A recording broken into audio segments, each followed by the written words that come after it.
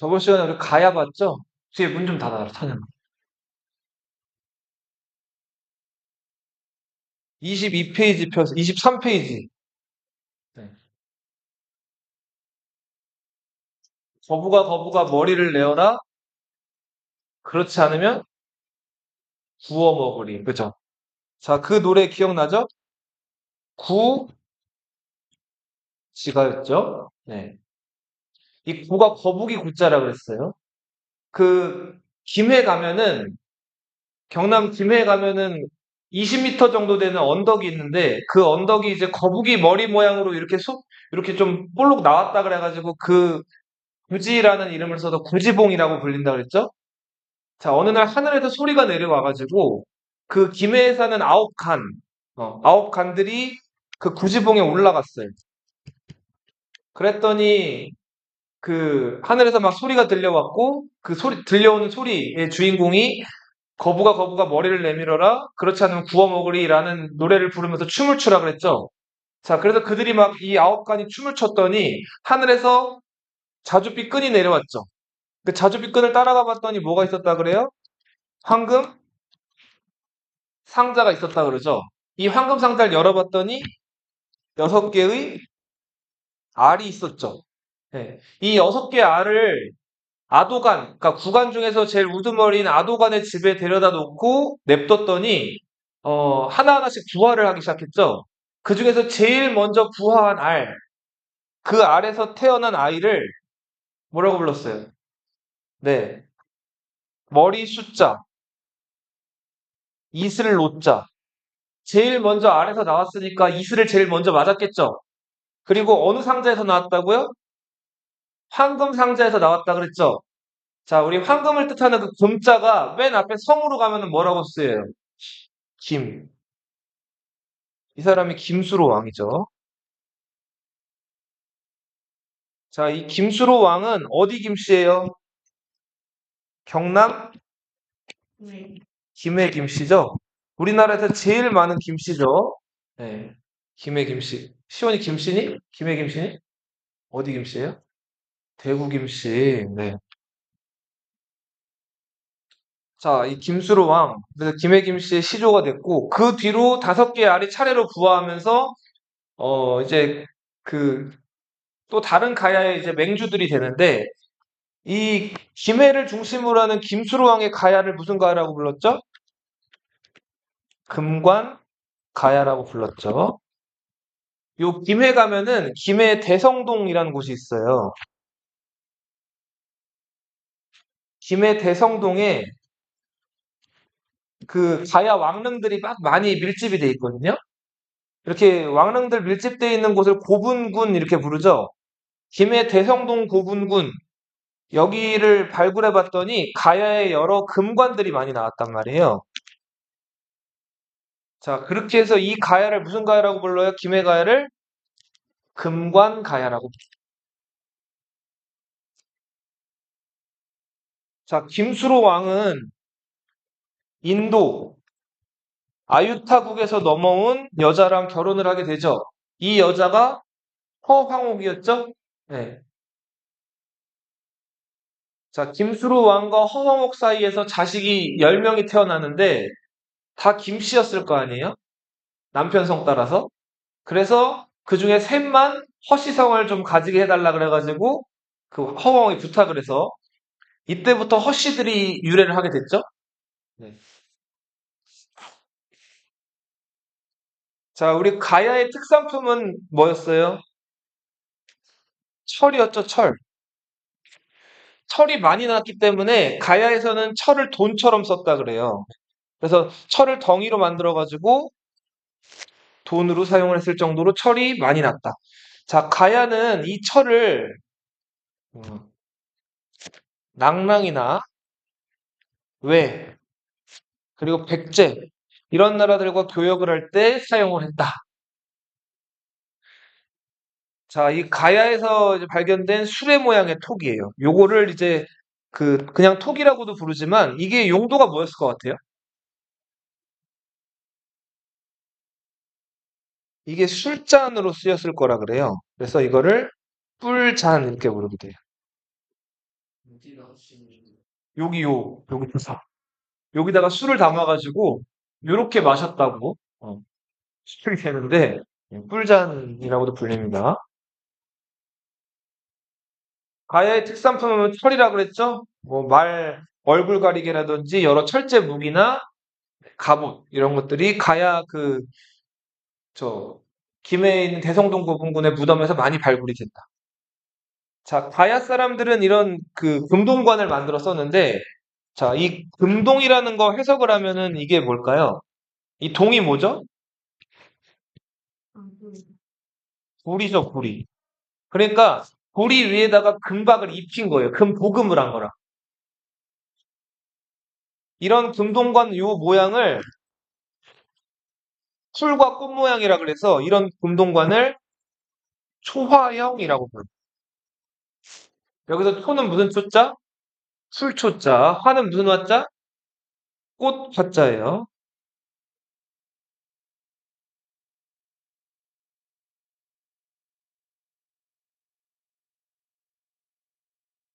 자, 그리고 요거는 좀 가야 여기에 잘못 네.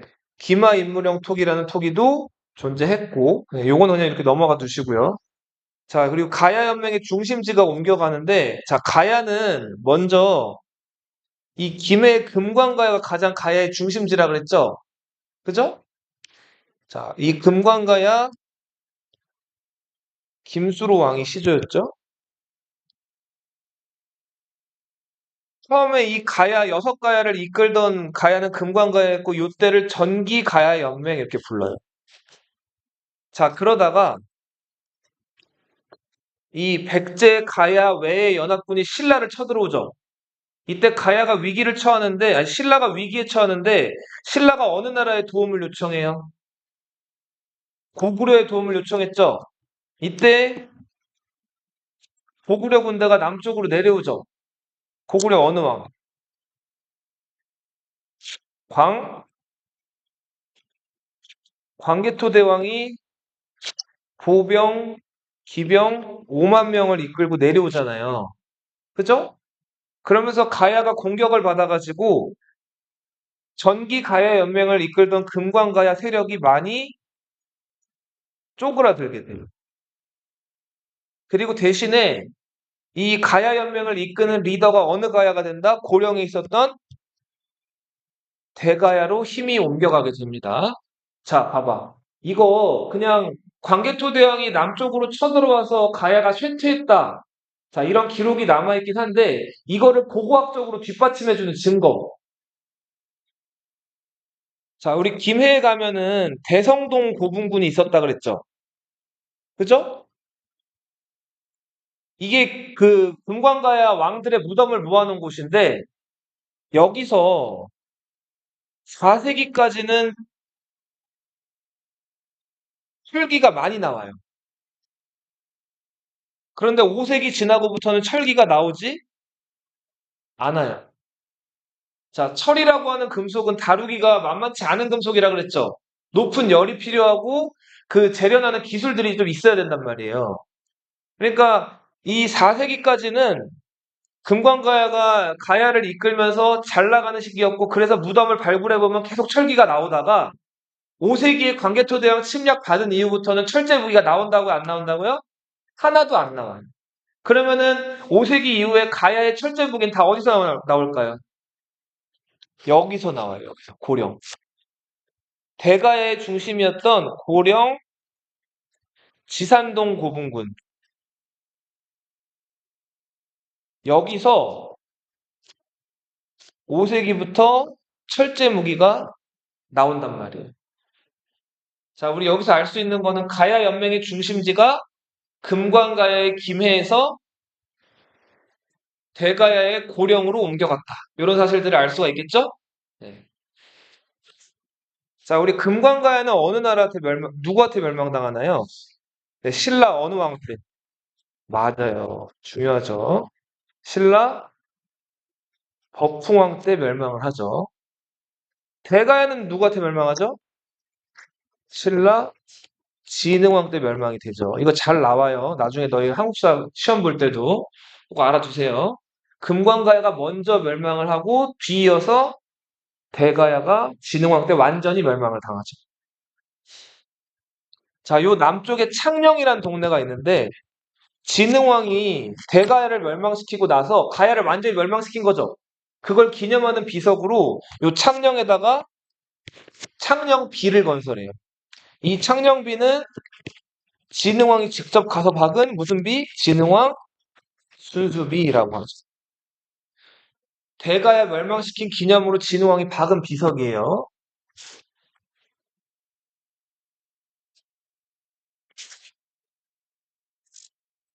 자, 요거 우리 저번 시간에 삼국시대 했던 내용들인데 빠르게 빈칸만 한번 채워볼게요. 자, 먼저 자, 원래 어떤 국가들이든 다 처음부터 막 왕권이 강화되고 그랬던 게 아니죠. 우리 구석기, 신석기 배웠죠. 처음에는 시족, 부족 사회였죠. 그죠? 이거 어느 시대예요? 신, 그러다가 조금 더 업그레이드 되면 중앙집권이. 자, 여러 부족을 거느리는 누가 등장을 하게 돼요? 군, 군장이 등장을 하죠. 군장 국가까지 발전한 나라들이 어디 있었죠? 어느 나라? 옥? 여기서 더 발전하면 이제 왕을 칭하게 되죠. 그냥 대군장 수준이 아니라 중국에서 최고 리더를 가리키는 표현이 한 글자 왕이잖아요. 자, 가장 힘이 센 부족의 리더가 왕이라고 불리게 된단 말이에요. 연맹 왕국이 로 발전을 하죠. 이 연맹 왕국 단계까지 발전한 나라가 부여라는 나라나 가야라는 나라가 있죠. 연맹 왕국 때는 왕권이 강했을까요? 그렇지 않았을까요? 그렇지 않아요. 부여 같은 나라 예를 들면은 네, 가뭄이 들거나 전쟁에서 지면 다른 부족에서 왕을 끌어내리고 새로 왕이 된단 말이에요. 네, 돌고 돌아요. 맞아요. 오부족 연맹체였죠? 왕권이 강했다, 강하지 않았다? 강하지 않았단 말. 자, 그러다가 왕을 배출하는 부족에서 나머지 부족들을 찍어 누르고, 뭐 군사적으로나 이렇게겠죠? 힘으로 찍어 누른 다음에 한 부족에서만 왕을 독점해요. 왕권이 아주 어떻게 되는 거예요? 강화되는 거죠? 그죠? 자, 그러면서 다른 부족들을 찍어 누르기 위해서 왕의 법이라고 할 수 있는 율령을 반포해요. 그리고 각 부족마다 어떤 부족은 소를 믿고 어떤 부족은 말을 섬기고 개를 섬기고 돼지를 섬기고 각자 부족마다 다른 종교들이 있었겠죠? 자, 그런 종교 말고 이제 중국에서 들어온 굉장히 세련되고 체계가 딱 잡힌 종교, 이 종교를 받아들이게 되죠. 자, 어떤 종교예요? 불교를 받아들이게 되죠. 불교에서는 사람이 죽으면 어떻게 한다 그래요? 다시 태어난다 그러죠. 근데 다시 태어날 때 전생에 아주 착한 일을 많이 하고 부처님처럼 여러 사람들을 구제해 줬으면 현생에 뭐로 태어나는 거예요? 그 업보로 인해서 왕으로 태어나는 거죠. 그러니까 왕은 곧 부처라는 거죠. 그러니까 왕이 곧 부처이고 그 부처님인 왕을 모셔라. 자, 이런 이념으로도 불교는 굉장히 유용한 종교죠. 자, 그래서 이 강력한 나라로 발전하는 과정에서 불교를 수용하게 된다고. 그리고 점점 이제 안에서 정비가 잘 된 다음에 외부로 이제 영토를 떨쳐 나가게 되죠. 자, 그런 단계를 무슨 단계라고 불러요? 고대 국가라고 불러요. 자, 이 고대 국가로 발전한 나라 세 나라 어느 나라 어느 나라 어느 나라예요? 고구려, 백제, 신라. 고구려, 백제, 신라라고 해서 이 시족, 부족부터 군장국가 이 단계를 안 거친 게 아니죠. 여기서 발전을 해나온 거예요. 자, 왕권 강화 과정에서 나타나는 모습. 왕위가 한 세습이 되게 되죠. 세습이라고 하는 건 누가 누구한테 왕자를 물려주는 거예요? 아버지가 아들에게 왕자를 물려주는 거죠. 자, 이전에는 한 부족에서 이제 왕위를 독점한 다음에는 아버지가 아들한테 물려주고 싶어도 아들한테 못 물려주고 아들보다 경험치가 더 많고 더 뭐랄까 정치적으로 노련한 그 동생한테 왕자리를 물려주는 경우도 있었어요. 근데 왕의 권력이 강해지면서 동생 말고 자기 피가 섞인 누구에게? 아들에게 왕자리를 물려주게 되는 왕위가 세습된다. 자, 율령이라고 할 수 있는 건 왕의 법이라고 했죠? 새로운 종교 불교. 자, 불교에서 왕은 곧 뭐라고요? 왕즉불이라고 불러요.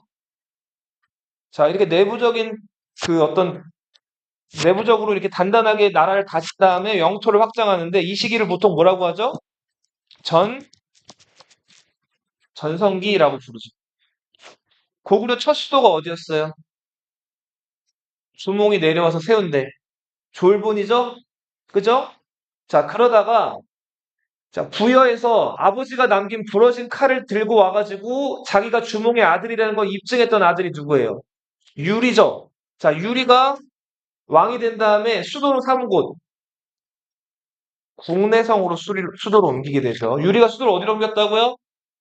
국내성으로 옮기게 되죠. 자, 그리고 있다가 선생님 봐봐. 자, 고구려는 몇 부족 연맹체였어요? 5부족 연맹체였죠. 뭐 계루부, 소노부, 전로부, 순노부, 관노부 해가지고 5부족이 있었는데 그 부족 중에서 계루부 고씨가 이제 왕위를 독점 세습하게 돼요. 자, 그래서 그 계루부 고씨가 처음으로 왕위를 독점하기 시작했다 그래서 이 왕의 앞에 이름 별칭은 뭐예요? 태조죠. 이 태조는 계루부 고씨의 태조라는 뜻이 되기도 하겠죠? 그쵸? 그러면서 옥저라는 나라를 정복한 사람이 태조 왕이기도 하죠.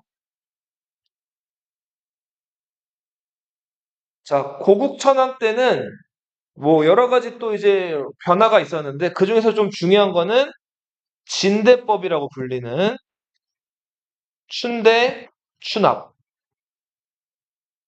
자, 춘대 추납이라고 하는 거는 봄에 식량이 떨어져가지고 배고플 때 나라에서 곡식을 빌려주는 거, 대출해주는 거예요. 그리고 그쵸. 가을에 이제 수확을 하게 되면 이자를 조금 붙여가지고 갚게 하는. 춘대 추납에 무슨 법? 진대법이 실시된다. 백성들을 구하기 위해서. 3세기 고구려는 위기의 시기였어요. 위나라 침입을 받아요. 자, 그래서 이때 관두검이란 장군의 침입을 받아가지고 수도가 함락되는 위기를 겪기도 하죠. 그리고 폭군이었던 봉상왕, 이런 왕들이 등장을 해가지고 고구려가 전반적으로 위기였죠. 그러다가 봉상왕이 창졸이란 신하에 의해서 목숨을 잃죠. 자, 그리고 새로 소금 장수를 하다가 왕이 된 사람이 누구예요? 을불. 이 사람이 미천왕이죠. 자, 미천왕은 고구려 역사에서 굉장히 중요한 일을 한 사람이에요. 고조선이 멸망한 다음에 중국 사람들이 한국을 지배하잖아요, 한동안. 그때 중국인들이 한국에 설치했던 그 군을 뭐라고 불러요? 낙랑군이라고 했죠. 한사군이라고 하는데 그 중에서 이 낙랑군은 어디 있었어요? 평양에 있었죠. 평양에 있었던 낙랑군을 중국으로 다 쫓아내 버렸단 말이에요. 자, 이렇게 해서 중국 세력을 쫓아낸 고구려. 자, 그런데 그 뒤에 고국 원왕 때 바로 위기를 맞이하죠. 중국의 전연이 쳐들어와가지고 또 수도가 함락돼가지고 미천왕의 무덤이 도굴되는 일이 벌어지고 남쪽에서는 전성기를 맞이한 백제가 치고 올라오죠. 그죠? 자, 이때 고국 원왕이 평양에서 근초고왕을 막다가 어떻게 되죠? 흐르는 화살에 목숨을 잃죠. 어느 왕한테 공격받았다고요? 유씨라고 하는 건 뭐라 그랬어요? 유가 흐를 유자라 그랬죠? 유씨는 뭐다? 흐르는 화살을 뜻해요. 이걸 맞아가지고 고국 원왕이 죽죠. 나라가 위기에 처했을 때 소수림왕이라는 왕이 즉위해가지고 체제 정비를 이뤄내죠. 먼저 법이라고 할 수 있는 뭐? 율령을 반포하죠. 그리고 전진의 승려 순도로부터 불교라는 새로운 종교를 받아들이죠. 그리고 국가교육기관, 뭐를 설립했어요? 태학을 설립하죠. 자, 태학은 뭘 가르치는 교육기관이에요? 유학을 가르치죠. 유학에서는 제일 먼저 우선시하는 개념이 뭐예요? 1등, 군주한테 뭐 하라는 거예요? 충성하라고 하는 거죠. 부모한테 효도하라는 거죠. 자, 소수리왕 뒤를 이어가지고 광개토대왕이라는 왕이 즉위를 하죠. 이 광개토대왕은 이름에서 알 수 있듯이 영토를 어떻게 한 왕이에요? 크게 흑장한 거죠? 네. 광개토대왕이 정복한 나라들 뭐 후연, 거란, 동부여, 속신 이런 나라들을 차례로 광개토대왕이 정복해서 어느 벌판 달려라 보통 얘기해요. 만주벌판 달려라. 그리고 광개토대왕은 영원히 즐긴다는 의미의 연호도 정하죠. 광개토대왕의 연호, 유명한 연호 뭐예요?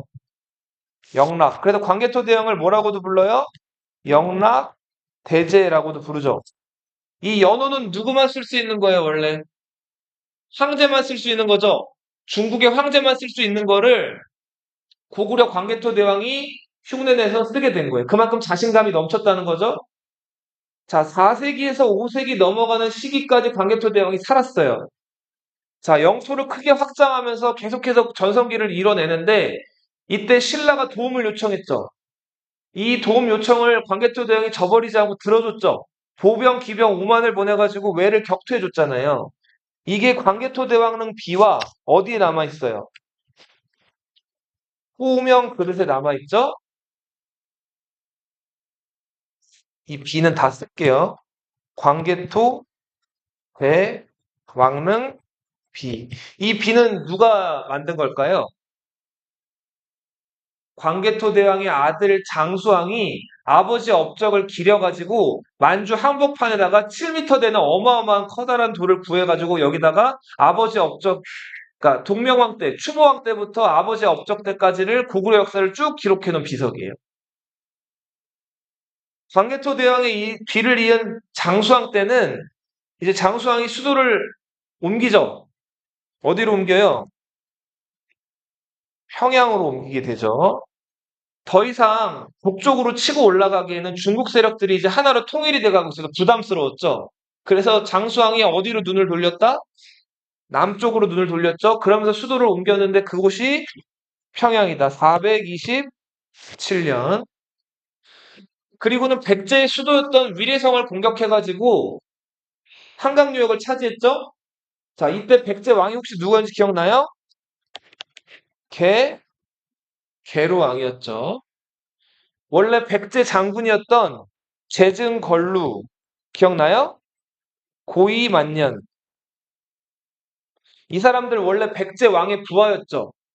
그런데 고구려에게 항복한 다음에 이 사람들이 앞장서서 계로왕을 잡아서 죽였죠. 죽였을 때 어떻게 죽였는지 혹시 기억나나? 먼저 말에서 내려가지고 예전에 자기한테 자기들이 뭐죠? 자기들이 모시던 계로왕한테 절을 했죠. 자, 절한다. 그래서 절해가지고 옛날 군주에 대한 예의를 표시한 다음에 어떻게 한다 그랬어요? 침을 3번 얼굴에 뱉었다 그랬죠. 그 다음에 목을 쳤다 그랬죠. 장수왕은 계속 내려가가지고 위해성 차지한 것에 만족하지 않고 더 내려가요. 남한강 상류에 충주라는 도시가 있거든요. 그 충주 안에 지명 중에 중원이란 지명이 있어요. 그 충주 지역에다가 고구려 비석을 하나 더 박죠. 이게 중원 고구려피예요. 자, 우리 6세기 고구려는 어려운 시기였죠. 자, 먼저 왕위 계승 분쟁이 일어나죠.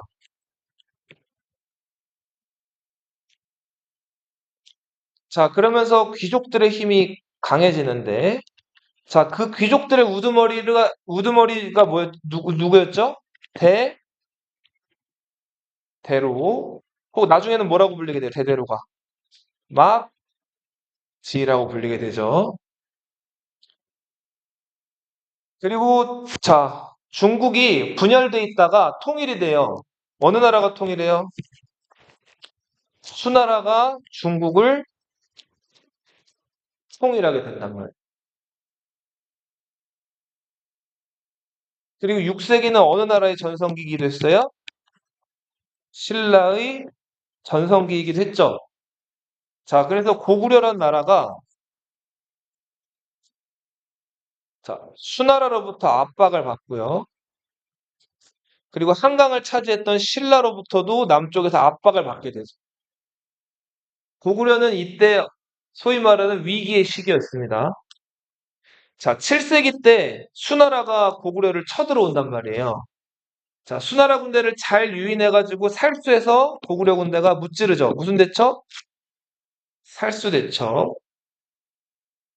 이때 수나라 군대를 이끌었던 수나라 황제가 어느 황제였죠? 수나라 양제. 을지문덕에게 대패했던 수나라 장군이 우중문이란 장군이었죠. 그래서 을지문덕이 우중문을 조롱하는 시를 쓰기도 하죠. 여수장 우중문 시. 수나라가 113만 3,800명 어마어마한 군대를 고구려에게 소위 말해서 꼬라 박아가지고 수나라가 금방 망하죠. 그리고 등장한 나라가 당나라죠. 이 당시 영류왕이라는 국왕이 당나라와 화친 정책, 친하게 지내자라는 정책을 막 취하죠. 자, 그러면서 한편으로는 천리장성을 쌓고 당나라 침략을 한편으로는 또 방어할 대비책을 가지고 있었는데 영계소문이 이게 마음에 안 들었죠. 그래서 영류왕을 어떻게 해버렸어요? 죽여서 토막을 내버렸죠. 자, 그 다음에 하수구에 버렸죠. 그리고 꼭두각시 왕을 새로 세우는데 그 왕이 보장왕이었죠. 고구려 마지막 왕. 자, 영계소문은 천리장성을 완성하고요. 당태종이 쳐들어왔을 때 어디서 막아냈어요? 안시성에서 막아냈죠. 자, 하지만 영계소문이 죽고 나서 연남생, 연남건, 연남산. 영계소문 자식들이죠.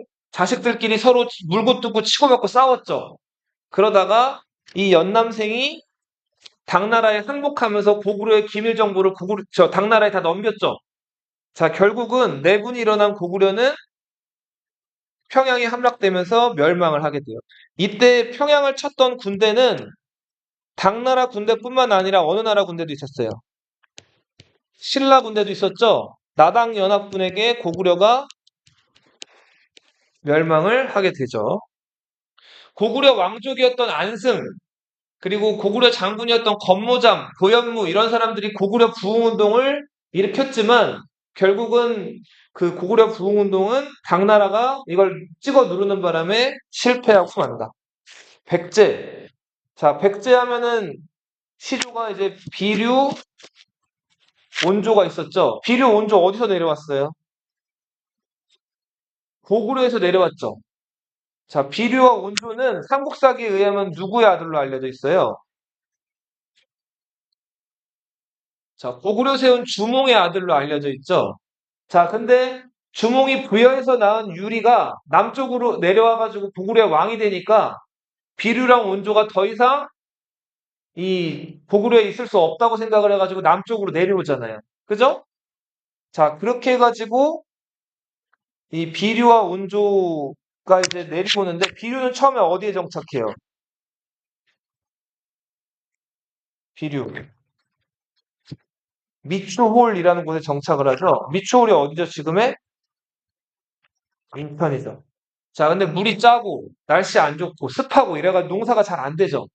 비류 세력은 정착에 실패하고, 지금 요 강남, 요 위례성에 정착한 온조는 살아남았죠. 자, 온조가 고구려로부터 내려와가지고 백제를 공격했다는 걸 뒷받침해주는 유물. 고구려 장군총, 이거 어디에 있어요? 만주에 있죠. 그죠? 그리고 저 롯데월드 있는 동네, 어느 동네예요? 잠실. 석촌동이죠. 자, 석촌동, 그러니까 잠실에 있는 그 석촌동 고분, 백제 무덤이랑 저 만주에 있는 장군총이랑 거의 형태가 어때요? 비슷하죠? 여기서 알 수 있는 거, 고구려 건국 세력이 남쪽으로 내려와서 백제를 건국했을 것이다. 라는 것들을 알 수가 있죠. 고이왕 때 한강을 차지하고 관등을 정비하죠. 자, 관등제를 정비하면서 1등부터 몇 등까지 정해요? 16등까지 정해요. 이때 제일 높은 관등이 좌평. 좌평 중에 최고 좌평이 무슨 좌평이라고 그랬어요? 상좌평이라고 불렀죠? 관복도 정하죠? 자주색, 비색, 청색. 비색은 빨간색이라고 그랬죠? 자, 근초고왕 때는 영토를 크게 확장을 하죠. 자, 그러면서 그 고구려를 쳐들어가서 누구를 죽였어요? 고국 원왕을 죽였죠. 그리고 마한 지역을 모두 정복하고요. 바다 건너 중국이나 일본까지 진출해서 무역을 하기도 하죠. 자, 중요한 거. 백제 침략 때 불교가 들어오게 되죠. 자, 5세기 때는 고구려가 계속 내려왔기 때문에 여기에 부담을 느꼈죠, 백제가. 그래서 신라랑 낮에 동맹을 체결하죠. 자, 하지만 고구려가 계속 내려와서 결국은 자, 백제 수도 위례성이 함락이 되죠. 이때 계루왕이 장수왕에게 목숨을 잃죠. 그러면서 어쩔 수 없이 수도를 어디로 옮겼어요, 백제는? 웅진이라는 곳으로 옮기죠. 웅진은 지금의 어느 도시예요? 공주죠, 공주. 자, 백제가 수도를 어디로 옮겼다고요? 웅진으로 옮기게 되죠. 웅진은 지금의 어디다? 공주다. 자, 6세기 백제는 다시 한번 백제를 일으켜 보려고 활약한 중흥군주들이 있었죠? 중흥군주. 자, 이 중흥군주 무령왕과 성왕이 있었어요. 무령왕은 지방의 귀족들이 이제 말을 안 들으니까 감시하려고 22개의 담로를 만들었죠. 자, 무령왕의 업적이에요. 몇 개의 담로? 22담로. 여기다 왕족을 파견해서 귀족들을 감시하고 통제했다. 자, 그리고 무령 왕릉이 발견됐어요, 공주에서. 이 무령 왕릉은 벽돌로 만들었죠. 벽돌은 중국의 건축 자재죠. 우리나라 사람들은 화강암을 깎아서 만들지 벽돌을 만들지 않는다 그랬어요. 흙을 구워서 만든 재료를 벽돌이라고 한다 그랬죠? 이 벽돌을 무덤 짓는 데 썼던 무령왕릉. 그리고 무령왕이 담겨있던 관은 소나무였죠. 이 노송은 일본에서만 나는 소나무였단 말이에요. 여기서 알 수 있는 거, 백제가 이 당시 일본이나 중국과 교류했다. 자, 성왕이란 군주는 수도를 사비로 옮겼죠? 사비는 지금은 어디예요? 부여죠, 부여. 여기서 알 수 있는 거, 백제는 자, 고구려로부터 나왔지만 고구려로부터 나왔다고 얘기하지 않고 고구려가 어디로부터 나왔어요? 부여로부터 나왔죠? 자기들이 부여의 후임을 강조했단 말이에요. 자, 그래서 고코도 잠시 동안 뭐라고 바꿨어요? 백제가? 남부여 이렇게 바꿨죠. 성왕은 한강을 일시적으로 탈환을 해요. 고구려에게서 다시 되찾았죠? 나제 동맹 어느 왕과 함께? 신라 진흥왕과 함께 찾았는데 문제는 진흥왕이 한강을 독식을 했죠. 꿀꺽 해버렸죠. 자, 진흥왕에게 배신당한 성왕이 이걸 되갚음하려고 관산성으로 쳐들어갔단 말이에요. 자, 그랬다가 매복에 걸려서 어떻게 됐어요? 목숨을 잃었죠? 이때 관산성 전투에서 성왕을 죽게 했던 그 장군 김무력이란 장군 기억나요? 이 김무력은 그렇죠. 가야의 왕자였죠. 김무력이 누굴 시켰죠? 정확하게 얘기하면 고관 도도. 김무력이 누구 할아버지예요? 김유신의 할아버지죠. 자, 의자왕은 이제 대야성을 함락하면서 신라를 압박을 하죠. 그러면서 이때 김춘추의 사위였던 누구 김품석을 죽여버리고 그리고 고타소 이 사람 누구 딸이죠?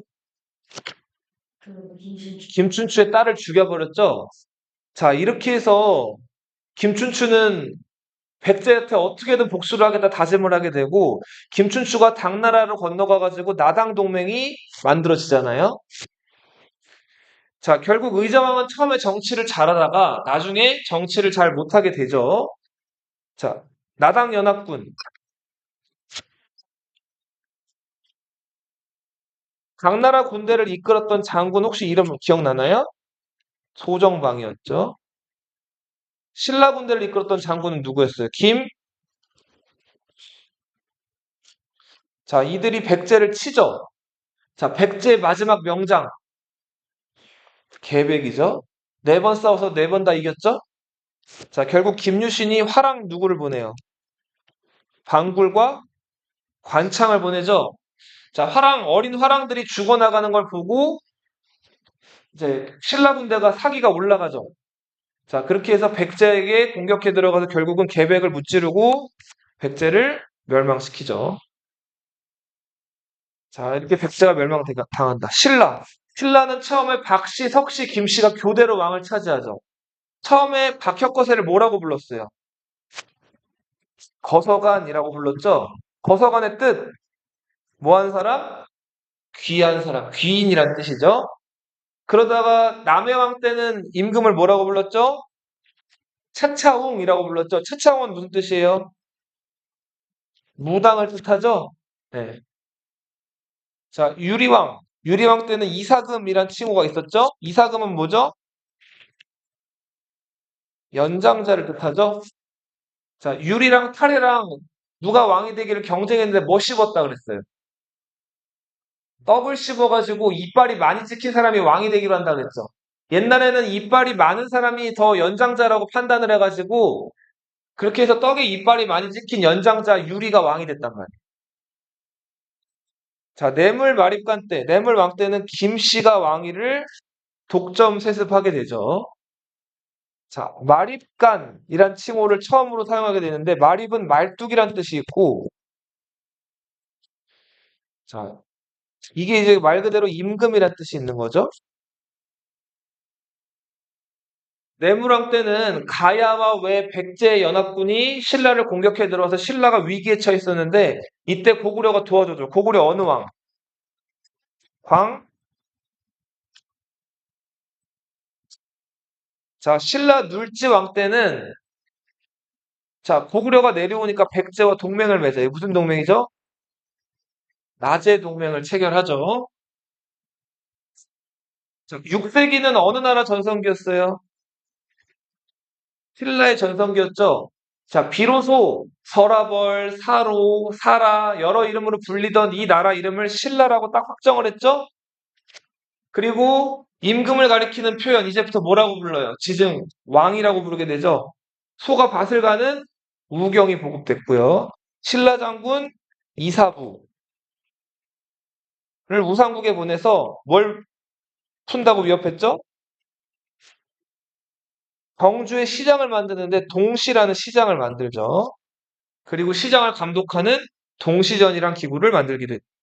법흥왕 때는 율령을 반포하고요. 불교를 공인하는데 이때 누구 목을 쳤어요? 이차돈의 목을 치죠. 목을 쳤더니 뭐가 나왔다 그래요? 흰. 삼국사기에는 흰 피, 삼국유사에서는 흰 젖이 나왔다 그러죠. 이때부터 신라 사람들이 불교를 공식적으로 믿게 됐죠. 광개토대왕 때 연호 뭐였어요? 영원히 즐긴다. 영락이었죠. 신라 법흥왕 때 연호 건원이란 연호를 써요. 법흥왕 때는 금관가야를 정복하죠. 아까 봤죠, 우리? 알아두세요. 제일 중요한 것들만 지금 빈칸 해놓은 거예요. 그리고 귀족들의 최고 수장, 관직으로 뭘 설치해요? 상, 대등, 군사를 관장하는 병부라는 부서도 만들어집니다.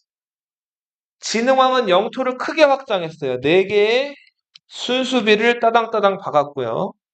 그리고 대가야를 정복했죠. 그리고 나서 박은 비석이 무슨 비석이라고 그랬죠?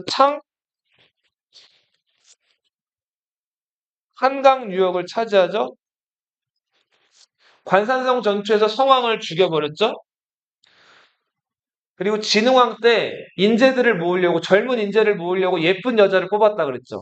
그 예쁜 여자를 원화라고 한다 그랬죠. 근데 예쁜 여자 2명 뽑아놨더니 그 여자 둘이 어떻게 했어요?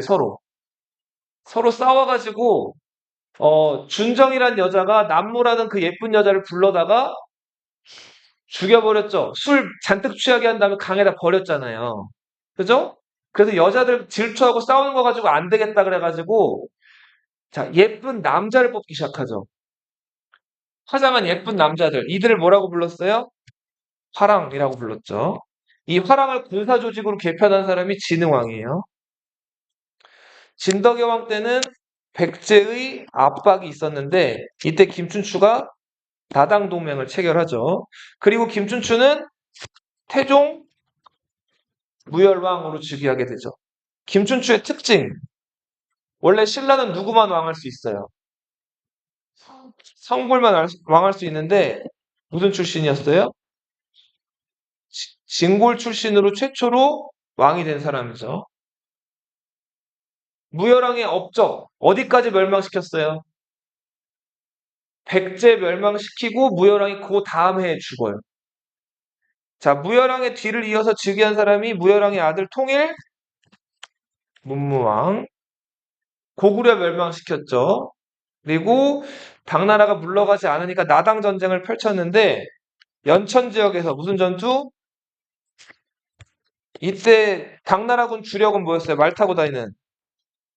신라 군대는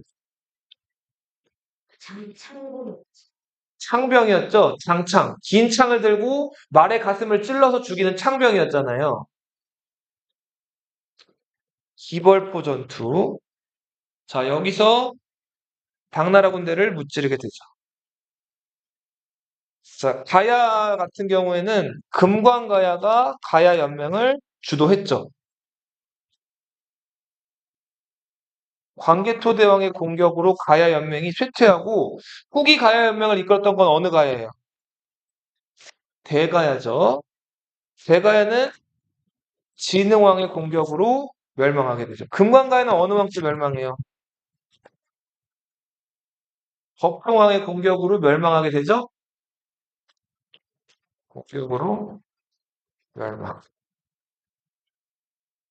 자, 발해 역사 오늘 빠르게 볼게요. 자, 신라가 통일되고 나서 북쪽 지역 고구려 땅이죠. 선생님 봐봐. 고구려 땅을 신라가 다 정복을 했을까요? 못했을까요? 못해요. 당나라가 안동도호부라는 기관을 만들어가지고 이 고구려 지역을 지배하려고 한단 말이에요.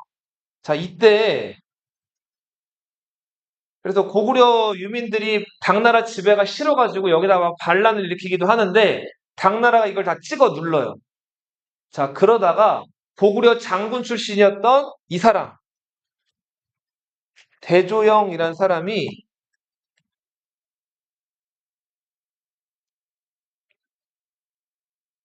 고구려 유민들과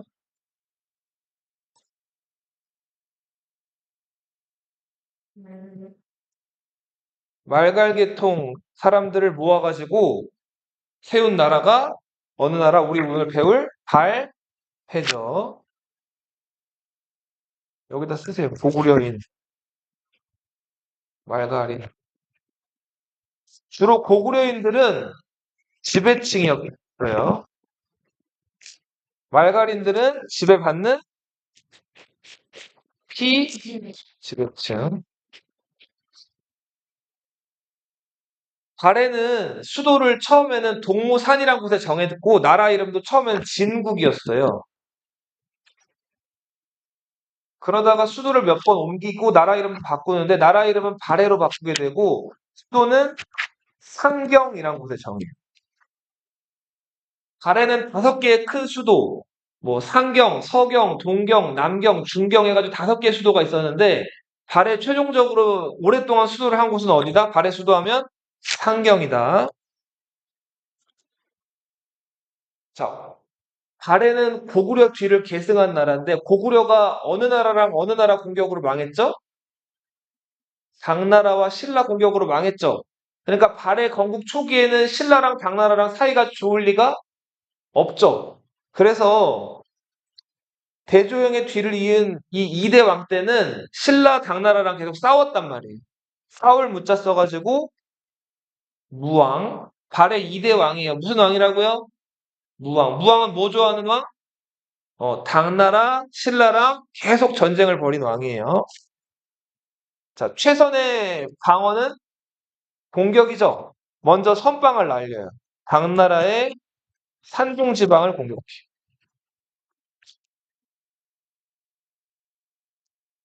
여기가 산둥이에요, 여기가. 여기를 발해에서 수군을 보내가지고 먼저 공격을 한 거예요. 이때 발해 수군을 이끌었던 장군 이름은 기억해 두세요. 장문휴. 자, 그리고 신라 군대도 요 발해를 남쪽에서 공격해 들어온 기록이 있는데 김유신의 손자가 그 군대를 이끌거든요. 그런데 눈이 많이 왔어요. 그래서 신라 군대가 발해를 공격하러 들어갔다가 성공 실패? 실패. 눈이 많이 와서. 자, 발해 무왕의 뒤를 이은 왕은 문왕이에요. 자, 문은 그럴 문자예요. 그러니까 싸우는 것보다는 공부하고 잘 지내는 왕이에요. 당나라 신라와. 자, 그래서 당나라와 친선 관계를 수립하죠. 신라와도 언제까지 싸울 수 없죠. 그래서 이제 교역 루트를 만드는데 발해 수도 상경부터 자, 신라 수도 서라벌까지 무역하는 루트가 만들어지는데 이 루트를 신라도라고. 자, 발해와 신라를 연결하는 무역 루트 뭐가 만들어진다고? 세 글자 신라도. 발해가 한동안 왕위 계승 분쟁을 겪어서 혼란스럽다가 선왕 때는 그걸 수습하고 다시 나라가 강해져요. 그래서 중국 사람들은 발해를 이렇게 불러요. 해동 성국이다. 이렇게 불러요. 발해는 10세기 초반까지 또 잘 나가다가 지배층의 내분 그리고 일설에 의하면은 발해 한가운데 있는 백두산 있죠. 백두산이 요 무렵에 폭발했다는 과학자의 견해가 있어요. 자, 지금도 만약에 화산이 폭발한다 그러면 막 주민들 대피하고 막 사람도 죽을 수도 있고 되게 어지럽겠죠. 근데 이 당시에 화산이 꽝꽝 폭발했다고 생각을 해봐요. 한, 어, 많이 죽었겠죠. 화산재가 막 날아다니고 농사도 잘 안 되고. 자, 이렇게 혼란한 틈에 거란이라고 불리는 그 유목민족들이 열흘 만에 발해 수도를 포위한 다음에 함락을 시켜요. 그래서 발해는 누구의 침략으로? 거란의 침략으로 멸망한다. 발해가 멸망했을 무렵에 한반도 상황은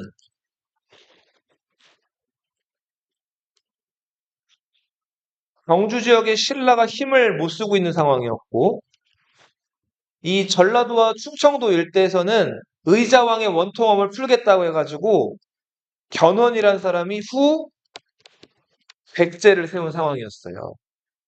그리고 한반도 중부, 황해도, 경기도, 강원도 일대에서는 궁예라는 사람이 후 고구려를 세웠다가 이 후 고구려가 궁예가 정치를 잘 못해서 궁예가 제거당하고 왕건이라는 사람이 고려라는 나라를 세운 상황이었단 말이에요. 이 시기에 발해가 멸망하고 나서 발해 왕족이었던 대광현이라는 사람이 고려로 망명을 오게 돼요. 왕건은 대광현을 쫓아냈을까요? 받아들였을까요? 받아들인단 말이에요. 그리고서는 대광현한테 성을 하나 줘요. 너도 우리처럼 왕씨해라. 고려태조 왕건의 성을 따라서 이때부터 대광현이 이름을 왕계라고 부르게 됩니다.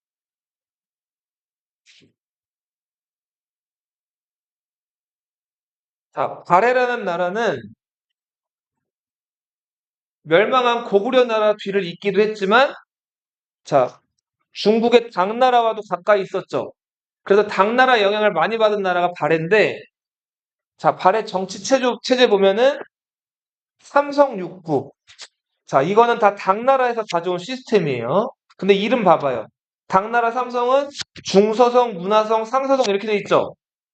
근데 발해 삼성은 어떻게 돼 있어요? 중대성, 선조성, 정상성 이름이 같아요, 달라요? 자, 꼴은 같지만 이름이 다르죠.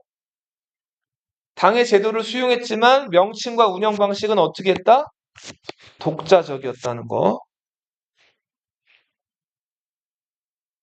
요거 하나만 알아두세요. 당나라 발해 삼성 중에서 제일 중요한 게 정당성이었는데 이 정당성의 장관을 대내상이라고 불렀다. 고구려 대대로, 왕리지, 백제 상좌평, 신라 상대등, 발해 대내상. 발해는 크게 5개의 수도, 상경을 포함한 5경, 그 아래 15부 62주가 있었다. 하나 더 쓰면 아래는 107연이 있었다. 자, 고구려는 발해와 매우 비슷한 게 많았어요. 발해 왕이 스스로를 고려 국왕이라고 불렀어요. 다 했어요. 발해 왕이 일본에 보낸 편지, 국서에다가 스스로를 고려 국왕이라고 불렀어요. 고구려는 장수왕 때부터 나라 이름을 고구려라고도 썼지만 고려라고도 불렀거든요. 여기서 발해가 고구려를 이었다는 것을 알 수가 있죠. 발해인들 집을 보면은 몬돌 장치가 있었거든요. 몬돌은 그 방바닥 뜨겁게 그 달구는 그 돌멩이죠. 자, 고구려인들도 온도를 썼지만 발해인들도 온도를 썼다. 여기서 알 수 있는 거 발해가 고구려를 계승했다는 거죠. 임금님은 어디를 보고 앉을까요? 남쪽을 보고 앉아요. 자, 발해 수도 상경성 안에 황궁이 있는데 이 황궁 아래 길게 남쪽으로 길을 내놨어요. 이 남쪽 길을 주작대로라고 불렀는데 이거는 당나라 장안성을 모방한 거예요. 자, 여기서 알 수 있는 거 발해도 고구려 문화 영향만 받은 게 아니라 당나라 영향도 받았다. 남쪽을 지키는 수호신 주작이라는 불새예요. 동쪽을 지키는 수호신 푸른 용, 청룡, 서쪽을 지키는 호랑이, 하얀 호랑이, 백호, 북쪽을 지키는 거북이, 현무죠. 자, 요 4가지 수호신을 사신이라고 부르죠? 들어봤어요? 자, 여기까지 하고 다음 시간에